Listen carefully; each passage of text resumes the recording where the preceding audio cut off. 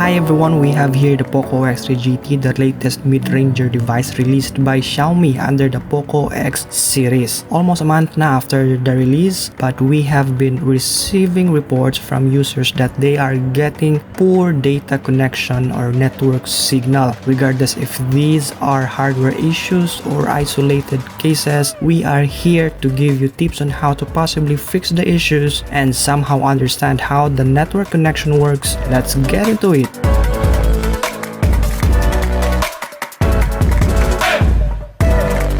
Basically, if we mention network data, we usually adjust the APN or preferred network by going into the setting app because these are the only device options we have. But most of the time, these adjustments do not help at all. But technically speaking, these network types I'm referring to 3G, 4G, 5G have its own subcategory pa, which we call it band modes. So what are band modes?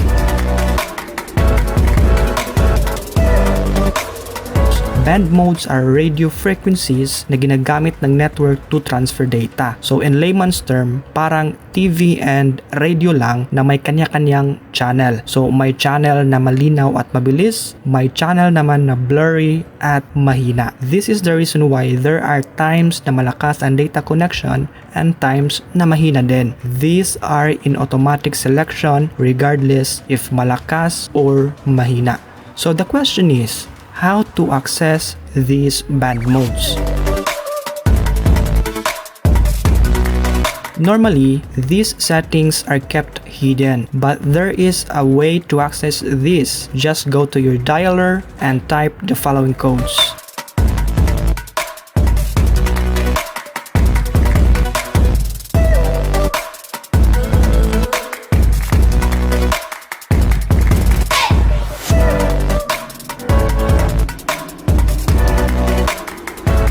So these are the band mode settings. So alam nyo na ang rason kung bakit naka-kept hidden po ito. So hindi po ito para sa lahat, lalo na sa not familiar with the numbers and letters combinations. But technically, these are parang technical terms lang po ito ng the UMTS for the 3G, the LTE is for the 4G, and then the NP is for the 5G, and so on and so forth. So what to do with band modes? As mentioned kanina, by default, bands are in auto selection. So auto select siya ng bands na available regardless if mahina or malakas. So to avoid this situation, we will implement a manual selection. So tayo yung pipili ng bands. Syempre, yung band na malakas ang pipiliin natin.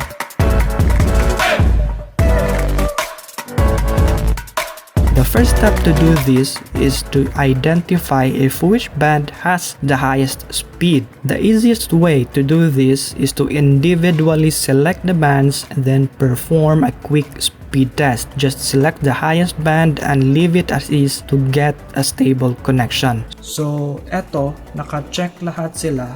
This is by default because ito yung tinatawag natin na automatic selection. So by default to na ginagawa ng devices or ng network. So ano pong ibig sabihin ng automatic selection? So ang automatic selection, yung device mismo ay magsiselect siya either of the available bands from 1 to 42.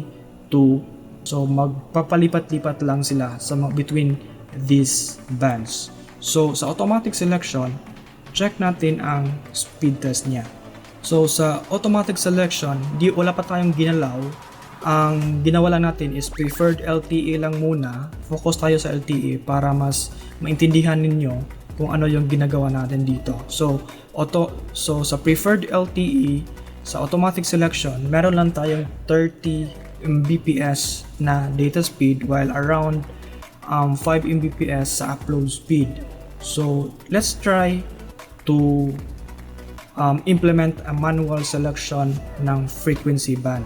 So, ang gagawin natin dito is that i-select natin, i-identify natin if aling bands dito ang malakas at alin yung hindi. So, obviously, if kung anong bands ang malakas, yon yung isi-select natin. So, dito, try natin mag-manual selection.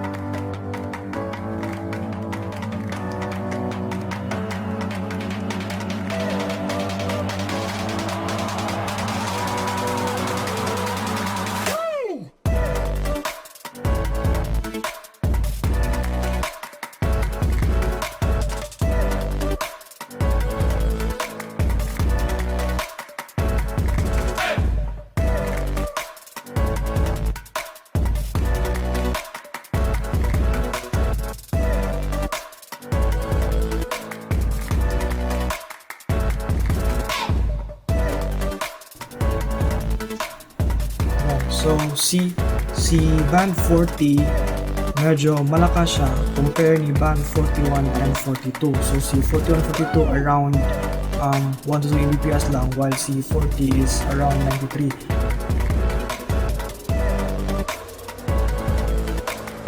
Every network has different frequency bands. Same applies to every area has different available bands. Meaning, if magpapalit kayo ng SIM or lilipat kayo ng area, higher chances are na mahina ang nakaselect na bands. You might want to set it again to auto select or identify the bands again. That's it. Hope it helps. If you like this video, please consider subscribing and hit the notification bell for more tips. Adios!